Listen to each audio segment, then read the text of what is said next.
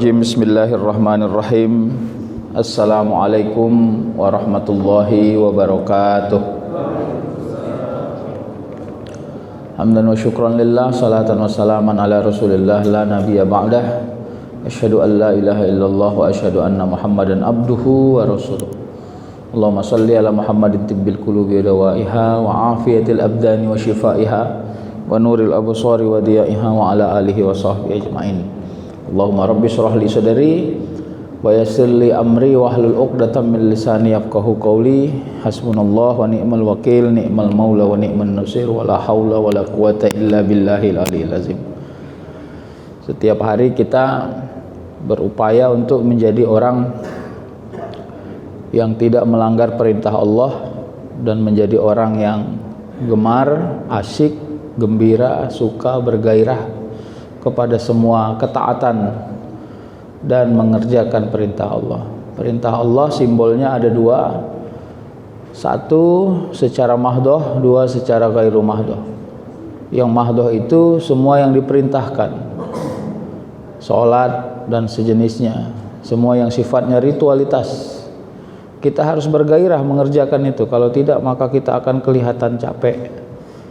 Capek menjadi orang taat. Itu tagline yang selalu saya bawa kemana-mana. Jangan pernah capek menjadi orang taat. Karena simbol ketaatan itu tidak materi. Tapi orang yang taat biasanya tidak akan kekurangan materi. Nah, ini nanti menjadi kekuatan kepada diri kita. Nah, yang kedua adalah ghairu mahdoh. Mungkin interaksinya hablum minallah, itu hablum minan nas. Hablum minallah, hablum minan nas itu tidak terpisah, Pak. Hablum minallah itu ya konektivitasnya kepada hablum minan nas. Hablum minan nas tidak boleh terputus konektivitas kepada hablum minallah. Jadi jangan bilang begini, aku ini sedang mengerjakan urusan kemanusiaan ini bukan ibadah ini. Nah, itu namanya dikotomik. Itu tidak boleh, karena orang yang berbuat baik secara kemanusiaan pasti karena dia sedang mentaati perintah Allah. Jadi tidak boleh secara parsial melihatnya. Nah, inilah kekuatan kita setiap hari Bapak Ibu. Makanya tubuh ini jangan dibiarkan letih dan capek. Ya, kadang-kadang dibandingkan, saya tidur malam cuma 3 jam kata seseorang. Terus ke sana, terus kemari, terus ke sana, dia ceritakan semua aktivitas dia setiap hari. Pertanyaannya, menceritakan itu dalam rangka menggugat, bersyukur, atau menunjukkan kemampuan, atau apa? Nah, itu perlu ditajamkan, Pak. Kadang-kadang orang bingung membaca keadaan kita. Dia ngomong gitu karena dia sudah letih atau karena apa? Sebenarnya tubuh kita ini mampu membaca keseimbangan. Yang penting jasmani dan ruhaninya, ya, lahir dan batinnya sama kuatnya, jangan tidak sama. Kapal begitu besar, tapi kalau mesinnya mesin tongkang, nggak akan jalan kapal itu, Pak. Besar kali kapal itu. Kalau mau dari Batam nyebrang ke Singapura kan kapalnya kapal aluminium itu misalnya. Tapi kalau mesinnya mesin sampan, nggak akan jalan itu kapalnya.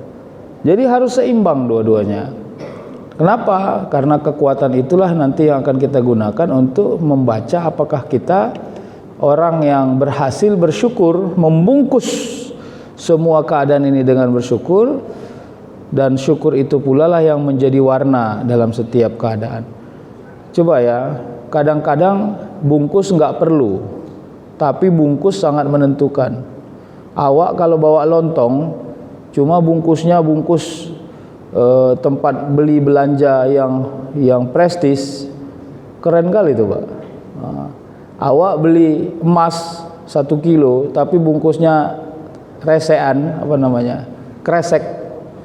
Nah, orang juga nggak akan percaya kalau itu yang mahal. Walaupun memang kita melihat sederhana bungkus itu, tapi syukur itu bisa menjadi bungkus untuk melihat bahwa karena gini.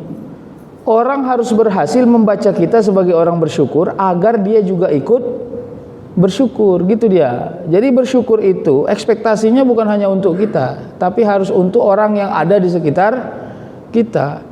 Kalau kita bersyukur, orang harus pandai membacanya supaya orang ikut bersyukur. Itulah kira-kira multi level marketingnya orang-orang yang bersyukur itu, kira-kira gitu. Baik, kita lanjut ini ya, kajian yang nggak pernah selesai ini. Lanjut ayat 1000 dinar ini ya, karena ciri syarat supaya umur panjang kajiannya jangan selesai-selesai. Makanya belajarlah dari buayan sampai liang lahat, benar Pak. Makanya jangan pernah shadaqallahul azim untuk urusan belajar Pak. Kalau saya alhamdulillah Ustaz udah tamat ini saya belajar, bahaya Pak. Jangan-jangan umurnya pun tamat juga itu. Jangan pernah mau berhenti belajar ya. Sekarang kita bicara epistemologi doa. Kenapa saya nyebut di sini epistemologi doa? Karena kita kan masuknya di masih min haitsu la yahtasib. Energinya adalah ilmu hikmah, karena hikmah itu adalah kekuatan.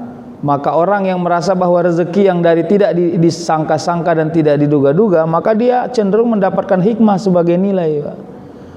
Udah saya bilang kan, di sini kadang-kadang yang murah yang bertahan, yang murah yang manfaat, yang mahal capek mencarinya, tapi sering tidak seimbang rasa manfaatnya. Ya, sepatu boleh mahal, tapi sendal swallow di musim banjir ini menjadi yang famous. Saya ada nggak yang pakai sepatu harga 4 juta masuk ke masjid ini kalau lagi banjir sekarang? Pasti itu sendal jepit semua di depan itu. Nah, itu membuktikan bahwa yang murah belum tentu tidak manfaat Pak. Hati-hati. Kadang-kadang kita lebih redo membeli yang murah karena kita yakin manfaatnya sangat elastis. Nah, inilah kalau kemampuan membaca min haitsu la yahtasib, maka tolong jangan hina-hina yang murah. Karena kalau yang murah sudah nggak ada lagi bisa jadi mahal. Itu ya. Nah, hadiahnya udah kita sebut. Sekarang epistemologi doa. Ada hubungannya nggak dengan doa min haitsu la yahtasib itu? Adalah.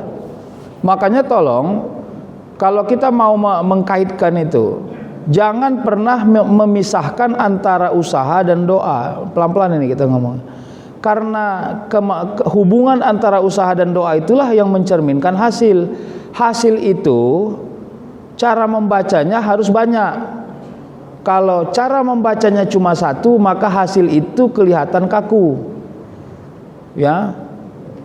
Lapar, makan, kenyang, sehat. Ini udah saya ulang-ulang nih. Lapar itu keadaan, makan itu jalan, kenyang itu tujuan. Kok sombong kali jamaah nih subuh ini ya. Makan itu keadaan, lapar itu keadaan, makan itu jalan, kenyang itu tujuan, sehat itu hadiah. Ya kan? Berarti semua orang lapar akan makan. Semua orang makan harus, meski tidak selalu sehat. Karena sehat adalah hadiah, kan nggak semua orang dapat hadiah. Nah, ini hati-hati. Kalau kita mau pakai konteks tadi saya katakan usaha doa dan ini membalut hasil itu tidak harus sesuai dengan tujuan. Kadang-kadang ada orang sudah mulai membelokkan tujuan dengan hadiah.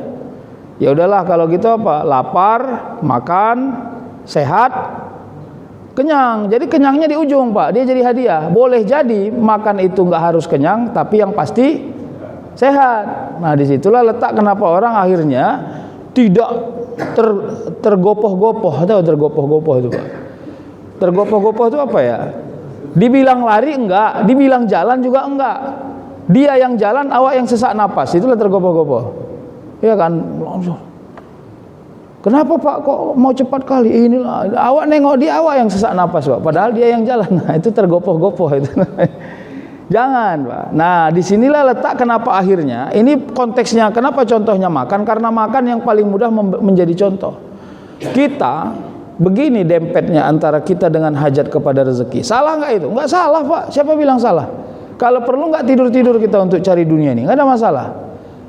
Tapi yang penting itu adalah keseimbangan untuk tidak. Ini kan gini Pak, tubuh kita ini bebannya 50 kilo misalnya, tapi ditempelkan ke dia 50 kilo lagi beban. Jadi akhirnya nggak seimbang bawaan badan ini. Bagaimana supaya seimbang? Jangan ditempel, berjarak sedikit tapi tetap buat tali, kayak ngangon kambing, ya kan? Ke kiri awak, ke kiri dia, ke kanan awak, ke kanan dia. Dia tetap mengikuti kita, tapi tidak nempel kepada tubuh kita agar tidak membebani tubuh kita ini. Gitu dia kira-kira.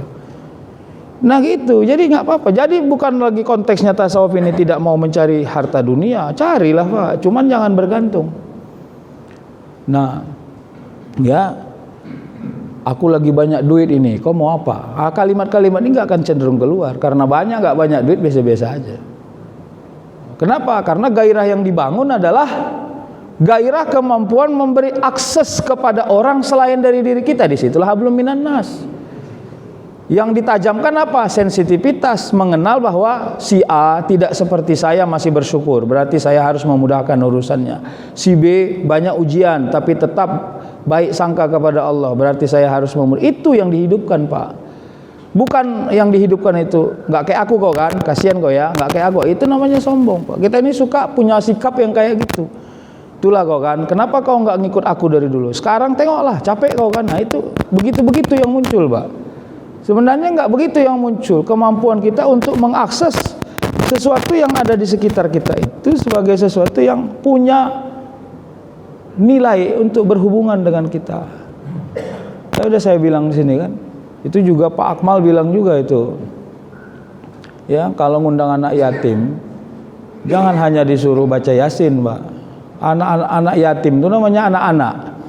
Anak-anak itu fitrahnya main-main. Jadi sesekali ngundang anak yatim mandi ke Pantai Cermin. Udah capek dia mandi Pantai Cermin, baru disuruh baca Yasin. Gitu Pak, ini nggak asal muncul. Padahal anak yatim tuh umur 6, umur 5, umur 7, umur 8 ya kan. Udah awak suruh aja dia baca Yasin, nggak hafal dia, awak curigai dia anak yatim. Kok bukan anak yatim ya? Jadi apa semua anak yatim harus hafal Yasin ya? Namanya anak-anak fitrah lah, pengen main, pengen punya mainan, ketawa-ketawa. Ya sesekali kalau ngundang anak yatim, bawa yang happy-happy. Udah supaya gembira hatinya, pulangnya kasih saweran supaya sempurna antara hajat ya jasmani dan hajat batininya. Apa epistemologinya? Meminta, berhajat, berdoa itu ikhtiar. Apa bedanya meminta dan berhajat? Nah, ini masuk secara filosofi sedikit. Meminta itu suasana formal, hajat itu suasana batin. Doa itulah bungkusnya. Jadi banyak orang meminta tanpa berdoa, Pak. Ya. Pernah nggak nengok gini, Pak? Seorang anak diajak emaknya pergi ke swalayan. Sampai di swalayan anak itu pergi ke lorong coklat kesukaannya. Sampai di depan coklat kesukaannya, nggak ngomong dia minta, tapi berdiri aja dia di situ. Emaknya pergi ke sana pun dia tetap di situ aja. Dia nggak minta. Tapi orang tuanya tahu kalau itu mau dia. Hati-hati Pak, gestur tubuh kita ini kadang-kadang tanpa sengaja menjadi permohonan dan hajat. Makanya jadikanlah gestur tubuh kita ini sebagai gestur tubuh yang tunduk kepada Allah, agar hajat belum pun diminta sudah dikabul. Itu kira-kira apa ya. Begitu ditanya mamanya, kita ini hari Minggu mau liburan, ayo siapa yang mau kemana ya, ayo. Datang si adik bilang, kita inilah ke supermarket aja lah mah katanya. Kenapa nggak mau berenang? Kenapa nggak mau ini? Nah, emaknya tahu, mama tahu ya kenapa mau ke supermarket. Pasti mau beli Hot Wheel ya. Kira-kira gitu. Padahal dia bilang supermarket, bukan bilang Hot Wheel-nya. Nah kira-kira gitu Pak. Bagaimana gestur tubuh orang yang selalu tunduk kepada Allah? Gestur yang tidak sombong, gestur yang selalu memberi manfaat, gestur yang selalu menjadi teladan. Setiap ketemu sama orang tidak pernah ngasih problem, selalu ngasih solusi. Gitu ya. Itu yang bolak-balik saya bilang, hati-hati. Ada kadang-kadang kita ini sebelum awak ngomong sama dia nggak ada masalah awak. Begitu awak ngomong sama dia jadi bermasalah hidup awak. Ini kadang-kadang yang begitu Pak. Ya. Tadi aman-aman aja hidup Pak. Begitu ngobrol 15 menit sama dia jadi suntuk aja bawaan. Nah jadi ada yang begitu. Ini membaca ini Bisa di rumah, Pak. Saya selalu saja mengkorek diri saya. Kalau kita pulang ke rumah, anak-anak kita suntuk, berarti kita punya problem besar di rumah, Pak. Alah, pulang pula ayah. Udah masuk kamar yuk, Pak, nggak enak. Berarti kita punya problem besar, Pak. Jangan pernah menghadirkan orang yang sangat tinggi kedisiplinan, tapi kalau tidak berhasil melahirkan keteladanan, hati-hati. Kedisiplinan yang kita bangun di rumah harus seiring dengan keteladanan. Kalau nggak seiring dengan keteladanan, dia akan mencoba membanding-banding kita dengan ayah orang lain. Lebih enak awak ke rumah si Adi, ayahnya baik, diajaknya makan kerupuk katanya. Sederhana tuh. Kenapa harus mulai dari situ? Ya karena memang aspeknya keteladanan. Innama bu'istu liutammima. Ya kan begitu. Kita selalu merasa rendah melihat Rasul, bahwa kerja Rasul itu adalah memperbaiki akhlak. Kita ngerasa rendah itu. Padahal akhlak itu bagian yang paling sensitif dalam semua kehidupan manusia. Kan bilang, jauh-jauh Rasul diutus menjadi nabi hanya untuk menyempurnakan akhlak, tidak mampu menjawab tantangan zaman. Siapa bilang nggak mampu menjawab tantangan zaman? Hati-hati ya. Ada filosofi yang sangat sofistik menurut saya dari orang Padang. Sini ada orang Padang nggak? Banyak. Biar kapala menunduk, asal tanduk menjulang. Itu kan filosofi rusa yang akan bertarung. Biar kapala menunduk, asal tanduk. Dalam terminologi sofistik, begitulah kita di hadapan Allah. Tapi orang sering menggiring itu pada konsep politik ya. Namanya politik yang sangat pragmatis. Nggak apa-apa aku salam-salam kau, yang penting semua hajatku dapat katanya. Tapi dalam konteks tasawuf tidak begitu. Karena prinsip tanduk yang menjulang harus menundukkan kepala. Nah Bapak Ibu, jangan dibahas itu kali, nanti panjang pula pembahasan. Meminta, berhajat, berdoa. Maka berdoa ini penting. Apa kira-kira suasana doa yang dibentuk? Suasana doa yang dibentuk itu adalah litakid at-taukid, menguatkan. Jadi jangan bangun doa itu seperti kita sedang beraudensi kepada seorang tokoh. Buat dulu surat permohonan audensi, lalu kita diterima. Jangan Pak, begitu selesai audensi, 2 minggu kemudian belum di-approve hajat kita, lalu kita komplain. Enggak Pak, doa itu penguat saja. Karena nanti mainnya di sini nih, meminta, berhajat. Nah, masalahnya bagaimana supaya ini kuat? Bagaimana supaya meminta dan berhajat ini kuat? Dia harus ada doa. Jadi meminta, berhajat, doa itu jangan dianggap sebagai bab tawakal, itu bab ikhtiar Pak. Salah sangka kita kalau menggolongkan doa sebagai tawakal. Aku tinggal tawakal ini Bang, tinggal doa aja lah. Oh enggak Pak, doa itu ikhtiar Pak. Cuma ikhtiar langitan. Nah makanya harus ada sistem kerja yang dibangun kalau meski kita sedang berdoa. Sistem kerjanya adalah sistem kerja baik sangka yang absolut kepada pemilik keputusan. Itu dia Pak. Jadi jangan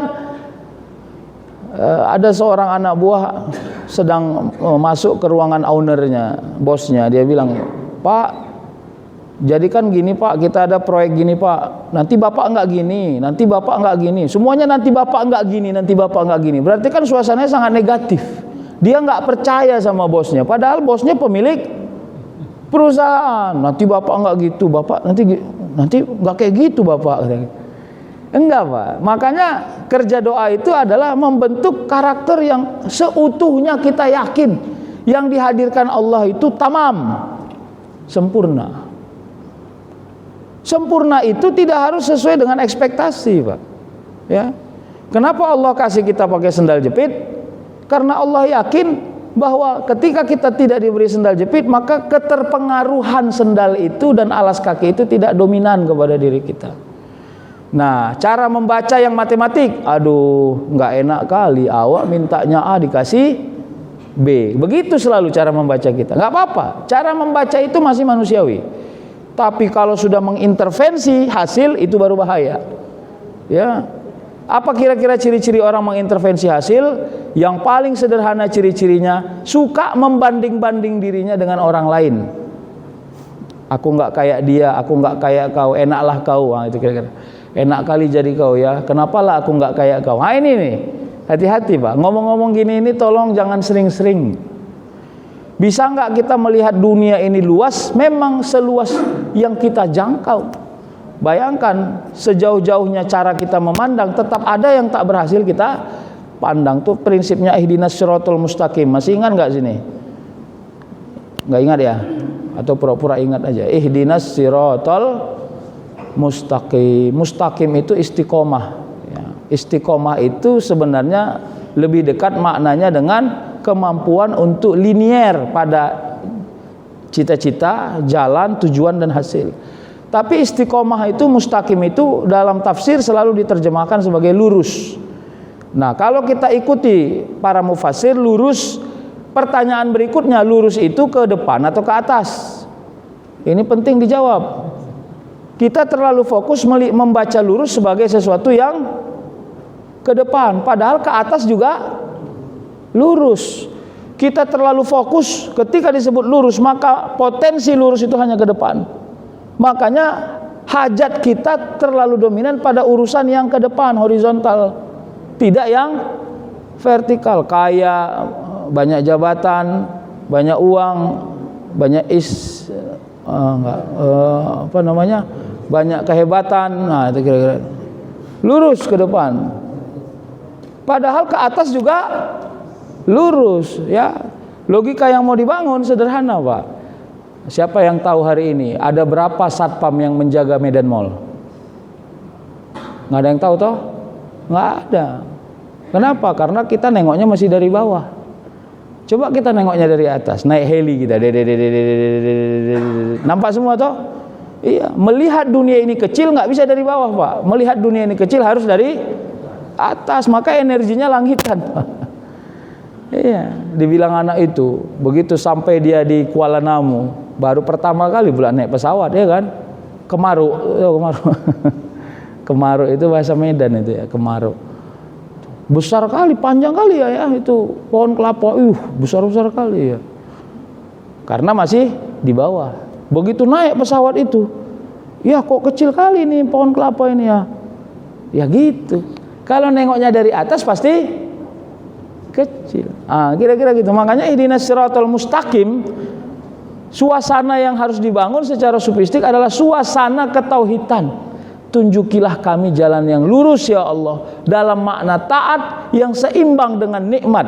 Siratal lazina an'amta alaihim. Alaihim itu kepada orang-orang yang Allah kasih petunjuk, ya, setelah dia jahat menjadi orang baik, lalu menyesal. Orang-orang yang istiqomah itu, karena konsiderannya apa? Ghairul maghdub.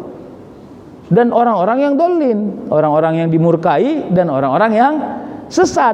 Murka dan sesat itu konteksnya bukan dunia, Pak. Itu konteksnya adalah orang yang ingkar, Pak. Disitulah bertemunya kenapa akhirnya ihdinas siratal mustaqim itu bukan hanya cerita dunia, tapi cerita ya tentang ketauhidan kepada Allah. Nah itu ya, tahap apapun dibilang Ustadz nih gitu. Nah, baiklah kita sambung ya. Cara memintanya dengan penuh ketawaduan dan jauh dari pantas. Jauh dari pantas. Kira-kira ciri-cirinya bagaimana? Datang orang ketemu sama kita, "Bang, aku kan udah bantu Abang. Aku kan udah begini, aku kan udah begini. Minta laku yang ini." Itu satu. Yang kedua, "Izin Bang, awak menghadap. Kalaulah dibolehkan, kalau cocok, baru dia sampaikan hajatnya." Kira-kira Bapak mana lebih sor di antara dua cara ngomongnya? Kedua kan, Pak? Iya, kita aja manusia mampu dengan mudah merasainya. Tapi kadang-kadang kita suka begitu. Ketika berdoa, kita ini selalu menunjukkan kepantasan. Makanya kan banyak doa-doa yang dicerminkan oleh para ulama, ilahi, anta maksudi, waridoka, matlubi. Itu orang yang merasa kepantasan, jauh dari kepantasan. Ya Allah, Engkaulah tujuanku dan ridhomu yang aku cari sebenarnya. Wah itu. Tapi gitu pun bang, kalau menurut abang nggak cocok, nggak apa-apa bang. Awak cuma nyampaikan aja nih. Satu. Kalau yang kedua tadi, tapi kalau nggak abang kasih bang, awak jujur aja lah bang. Capek-capek abang bantu abang selama ini. Aku betul aja bang, bukan berkera-kera ini bang. Cuma kayak gitulah abang selama ini berarti sama aku kan. Paham ya pak? Itulah selalu kenapa saya ajak kita untuk melihat bahwa taat itu bukan kontribusi tapi tanggung jawab. Itu selalu saya bangun di kaji-kaji mana. Kita ini jangan kreak kali kalau jadi orang taat, itu maksud saya. Maaf ya, kasar, jangan sok paten, biasa-biasa aja. Ya. Tetap tunduk, tetap tawadu, jangan merasa banyak, jangan merasa puas, jangan merasa pantas. Itu konteks tasawuf. Duduk kita dengan begini ya, kadang-kadang keadaan mengajari kita. Udah saya ceritakan di sini. Ya. Salat, saya pernah salat masbuk, Pak, maghrib. Lalu akhirnya tidak di masjid ini pastinya, di masjid lain. Karena rame soft, masjidnya kecil, saya satu soft dengan anak-anak cencen. Ya. Tahulah anak cencen salat, sambil salat pun masih berdiskusi dia, ya kan? Kau jangan ribut, nanti Allah marah. Katanya. Awak di sampingnya dengar lah pak, mana mungkin gak ku dengar. Mak, dalam hati saya, hebat kajian anak dua ini, langsung tauhid direct kepada Allah pak. Ya kan, biasanya kau jangan ribut nanti wak BKM marah, itu masih logik pak. Dia langsung direct kepada Allah pak, jangan ribut kau nanti Allah marah. Saya mau aja omongan seperti itu, kalau cara membacanya sederhana gak akan jadi nasihat kepada kita. Padahal ad-dinun nasihah, agama itu adalah nasihat. Makanya bagaimana? Naikkanlah frekuensinya. Jadikan ucapan yang diomongkan dua orang tadi sebagai nasihat. Kan Allah yang kasih izin kita mendengar cakap mereka, meski dalam keadaan yang tidak pas dalam sholat. Artinya apa? Allah melalui orang-orang yang tadi itu sedang secara tidak langsung memberi nasihat kepada kita. Jangan sembrono mengerjakan apapun di dalam kehidupan ini karena Allah bisa marah. Itu secara kontekstual pak. Jadi dibaca saja yang begitu-gitu itu ya. Melihat orang yang sedang sakit, yang sedang kelihatan tidak bagus keadaannya, cara membacanya jangan terlalu memberi komentar, tapi lebih saja menjadikan itu sebagai nasihat. Komentar itu dikurang-kurangi aja, itu benar.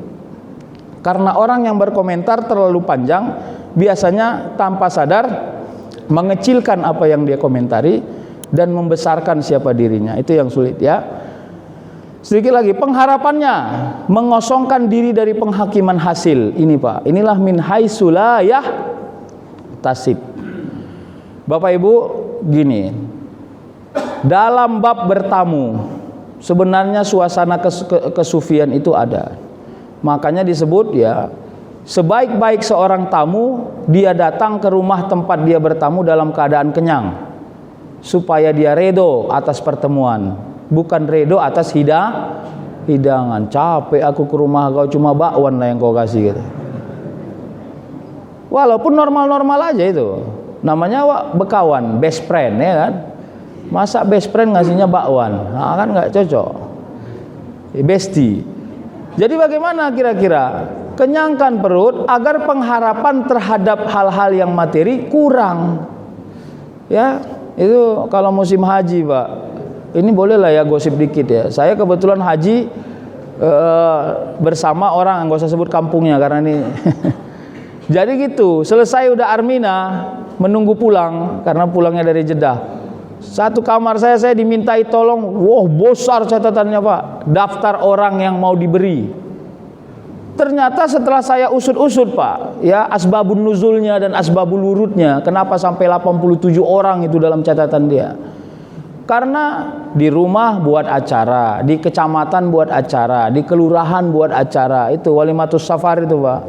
Sampai Pak, wak manap, limpul tambah kain. Itu daftar orang yang ngasih Pak. Ternyata orang ngasih amplop di depannya ada namanya Pak. Makanya saya ajak kita, kalau you mau kasih amplop kepada orang, nggak usah pakai nama lah. Nanti goceng Pak. Nggak apa-apa goceng, kenapa rupanya? Makannya banyak, ngasihnya goceng. Siapa suruh kau berharap? Tapi kan Pak, nggak tapi. Kalau you mau buat hidangan besar, niatnya sedekah ansih. Datang lupa ngasih amplop, aman. Datang ngasih amplop kecil, aman. Kalau enggak jangan kau undang. Maaf Pak, ini kasar ngomongnya.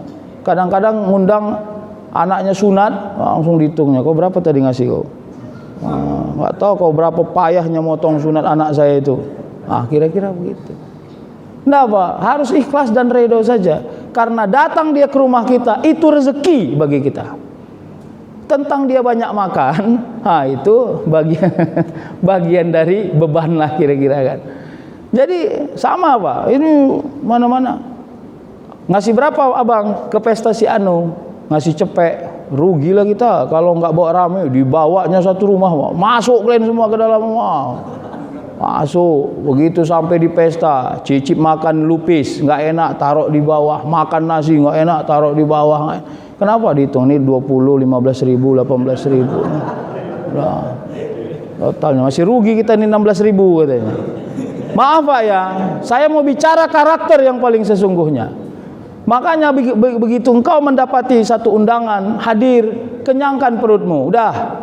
Bila engkau mendapati hidangan yang tak sor matamu melihatnya, ridho engkau. Kenapa? Karena datang kau ke situ bukan untuk makan, tapi untuk menghadiri undangan. Sama, kita juga yang membuat undangan, sajikanlah sesuatu yang paling spesial dari orang-orang yang mau hadir kepada diri kita. Kalau kita ngundang orang yang nggak suka ikan, jangan kau hidangkan ikan, itu namanya ngejek. Udah jelas-jelas awak ngundang orang yang nggak suka ikan, awak buat sea food, ya kan? Aduh, lupa aku kalau kau nggak suka ikan. Aduh, lupa aku. Sorry lah ya bro. Dalam hatinya tuh supaya nggak makan kau. Jangan Pak. Banyak kali modus kita kadang-kadang bersaudara ini. Enggak, hidangkan yang terbaik.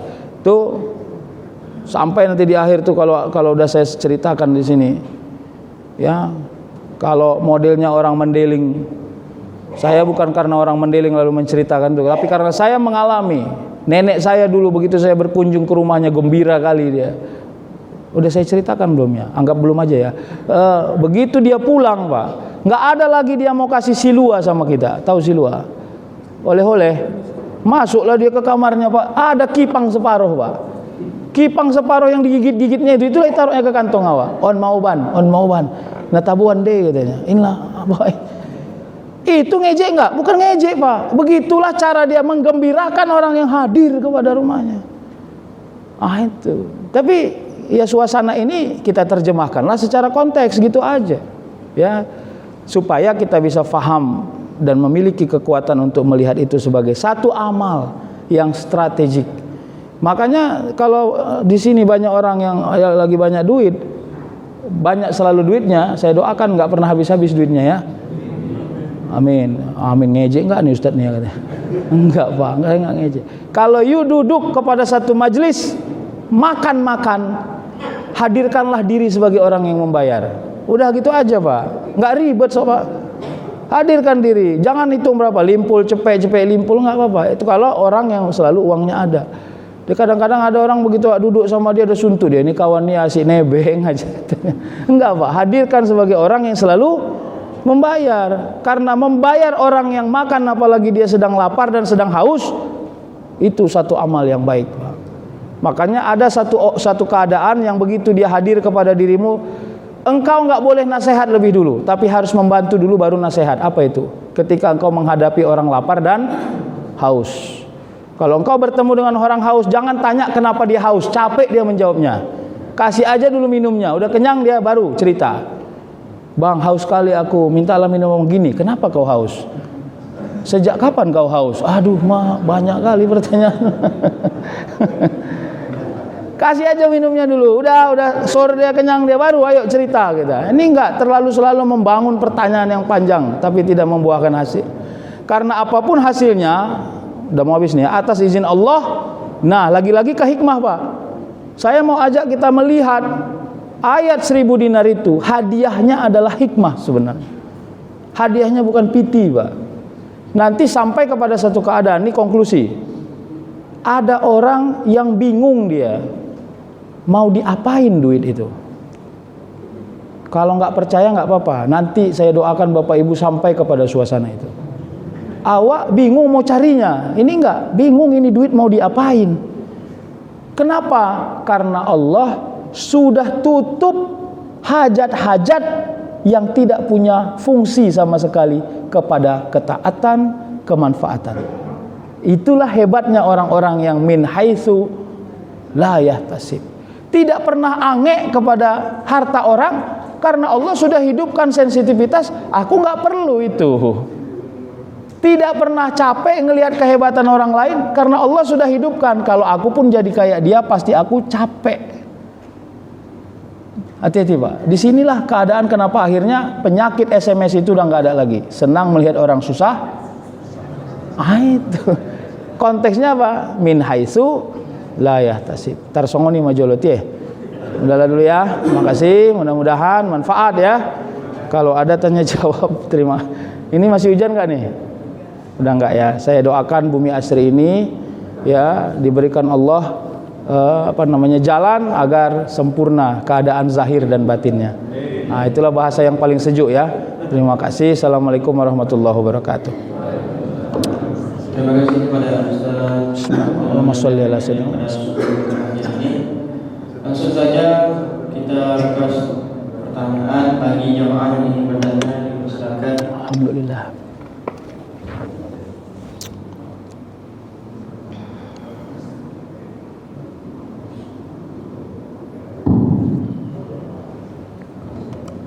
Assalamualaikum warahmatullahi wabarakatuh. Waalaikumsalam warahmatullahi. Itu tadi Ustaz mengenai syukur itu, syukur yang dirasakan oleh orang lain Ustaz.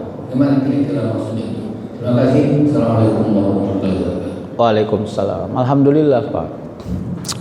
Itu yang kurang dari kita sebenarnya. Dan itu yang harus kita hidupkan. Karena memang kan kita dianjurkan untuk meniru Rasulullah. Meskipun kita tidak akan mampu seperti begitu ya. Itulah konteksnya keteladanan tuh. Rasul itu kan teladan bagi diri kita. Ya. Makanya selalu ketika kita berselawat kepada Rasul, suasana yang kita bangun adalah kita merindui Rasul, kita mengakad dan meyakini bahwa Rasul itu adalah orang yang dikasihi oleh Allah Subhanahu wa taala. Yang ketiga, kita ini ingin mencerminkan diri seumpama sifat dan karakternya kehidupan Rasul. Itulah sebenarnya suasana yang harus kita bangun ketika kita membaca salawat. Tiga ini setidaknya ya yang kita bangun. Nah, bagaimana? Saya sih gini aja. Karena kenapa disebut ya khairun nas misalnya, anfa'uhum linnas, itu konteksnya. Bagaimana syukur itu dirasakan oleh orang lain. Gini Pak, kalau awak sakit orang ikut sedih, berarti itu konteks keteladanannya sudah hidup. Kalau awak datang orang merasa gembira, berarti konteks keteladanannya sudah hidup. Tapi nggak usah mengukur diri, karena kajian-kajian tasawuf cenderung tidak suka mengukur diri. Makanya maaf Pak ya, saya termasuk orang yang banyak diajak masuk thariqah tapi saya nggak mau. Maaf, ini kekurangan saya. Karena begitu saya masuk thariqah, saya merasa sudah ada di satu manhaj. Dan saya termasuk orang yang karena keawaman saya belum berhasil memahami kenapa ada orang yang sudah khalifah, sudah wali gitu, dan dia mengakadkan dirinya wali gitu ya. Mungkin itu karena kelemahan saya. Karena bagi saya wali itu sembunyi Pak, dan tidak untuk dinasah kepada keadaan yang sebelumnya, enggak. Nah, itu menurut saya mungkin karena keawaman saya. Nah, itu sama, keteladanan itu juga tidak diakadkan Pak. Bapak Ibu, ini kan kalian kan sudah sur sama saya semua nih. Kalian kan suka selalu meneladani saya. Orang pun muak dengarnya Pak. Karena keteladanan itu nggak perlu diakadkan. Bagaimana? Ya itu tadi, mencerminkan satu kebaikan-kebaikan. Saya sih gini Pak, uji sensitivitas bahwa kita ini orang yang manfaat. Kalau Bapak pelihara kucing atau ayam, kalau Bapak datang terbang-terbang ayam itu, berarti Bapak mengerikan Pak. Tapi kalau ayam itu datang meper-meper dia, awak datang meper, kira-kira, berarti kita ini orang yang menggembirakan. Sederhana aja, nggak usah jauh-jauh lah. Kira-kira gitu. Kenapa? Karena kadang-kadang suasana yang kita bawa adalah suasana kebatinan, sesuatu yang nggak kelihatan. Nah, syukur yang dirasakan oleh orang lain ya sederhana. Amma bi ni'mati rabbika fahaddis. Aku yang punya, kau yang syukur. Kan mantap itu. Bagaimana caranya? Ayo kita terjemahkan dalam kehidupan sosial. Ada harta berbagi, ketemu sama orang ngomong yang baik ya. Kalau ada sesuatu yang kadang-kadang gini Pak, kita ketemu sama orang, kita memang perlu mendengar, meski kita tidak layak sebagai pendengar, ya kan? Anak cencen pula mau nasihati awak. Awak sudah senior, udah lebih banyak makan garam, makanya si asam urat aja bawaannya. Gimana? Ya karena dia merasa dia punya paham, dengarkan aja Pak, nggak ada masalah. Kadang-kadang dengan mendengarkan itu ada orang justru meneladani diri kita gitu. Saya melihatnya hanya kayak gitu Pak. Jadi insya Allah segala amal yang niatnya ikhlas karena Allah dikerjakan untuk memberi manfaat akan melahirkan keteladanan dan kesyukuran, meski yang menerima kebaikan bukan kita tapi orang lain. Itu dia Pak. Kasih. Habis? Iya, silakan Pak. Ada mikrofon. Iya. Bahwa untuk berhasil harus berusaha gitu. Ya, Pak. Hubungan dari bawah ke atas bawah untuk kita mendapatkan sesuatu jalannya adalah usaha. Tapi kalau usaha itu dapat, apakah dikenakan apakah hasil itu dapat, apakah dikenakan usaha gitu. Terima kasih Ustaz. Ayo kita luaskan usaha Pak. Ya. Ada usaha pakai jasmani, ada usaha pakai rohani. Nah itu yang saya katakan tadi, doa itu jangan masuk kepada bab tawakal, tapi dia masuk pada bab ikhtiar. Udah capek kali kawan nih ya kan, capek dia cari kerja keliling-keliling, bawa lamaran. Udah akhirnya capek, golek lah dia, ya Allah berat kali dunia ini kurasa katanya. Makan pun nggak ada, ya butong aik, tahu butong aik Pak? Ya, lapar minum, perut penuh, gelundung, air aja isinya, karena udah nggak ada duit. Ya begitu golek dia di masjid pinggir-pinggir. Saya ceritakan ini secara kasuistik untuk membangun cara pandang kita tentang bagaimana cara Allah memudahkan urusan kita semua. Saya yakin kita semua di sini hebat bukan karena kemampuan kita. Wallahi saya yakin itu. Kebetulan aja Allah kasih kesempatan kita untuk mengekspresikan kepintaran kita. Hanya itu. Bisa nggak begitu cara membacanya? Aku bang, kalau nggak sekolah, nggak kayak gini aku pintarnya bang. Pang sekali saja. Karena Allah kasih engkau menghafal mudah, tidak mudah ngantuk, orang tua tidak rese, anak-anak tidak rese. Itu dilihat sebagai hubungan-hubungan. Kalau enggak kita akan tetap keras saja hatinya, merasa bahwa hanya kepintaran kita. Enggak Pak. Ya. Kadang-kadang awak ngasih proyek ke kawan bukan karena awak tahu dia hebat atau enggak, karena best friend ajanya. Asal senyum dia cantik, awak tengok senyumnya. Udah dia aja lah enak aku tengok senyumnya. Sangat subjektif Pak.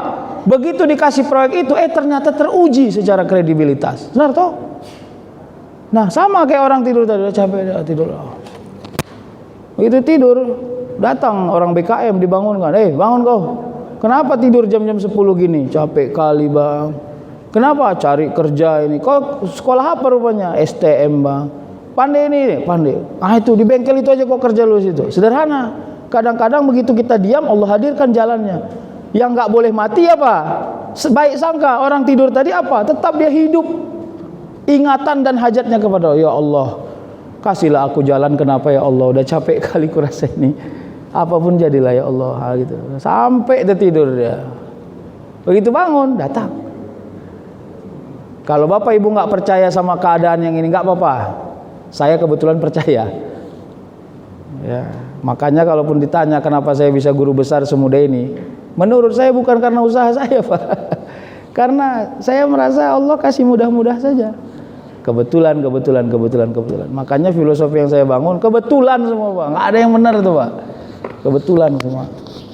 Jadi makanya jangan pintar merasa pintar, hebat merasa hebat. Boleh kau hebat, tapi jangan merasa hebat.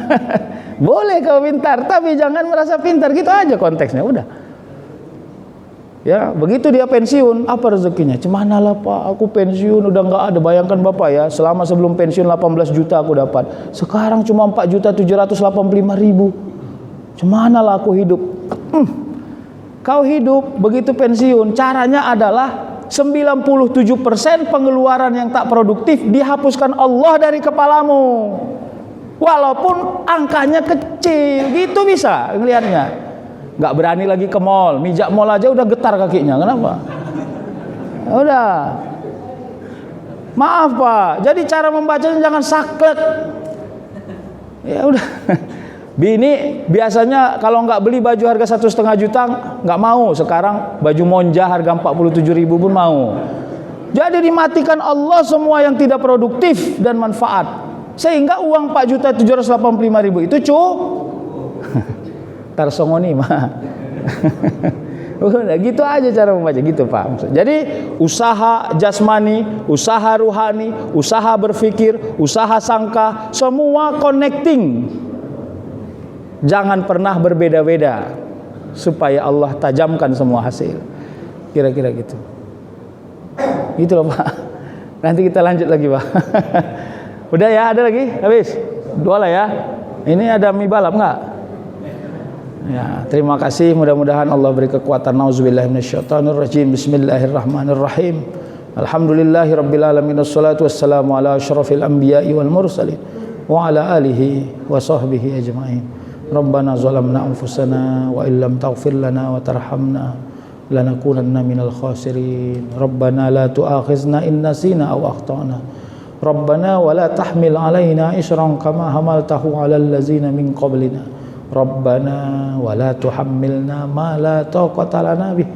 Wa'fu 'anna waghfir lana warhamna anta maulana fansurna 'alal qaumil kafirin. Allahumma la sahla illa ma ja'altahu sahla wa anta taj'alul hazna iza syi'ta sahla. Sahhil lana ya Allah, sahhil lana ya Rahman umurana fid dini wad dunya wal akhirah ya arhamar rahimin. Rabbana atina fid dunya hasanah wa fil akhirati hasanatan wa qina azabannar.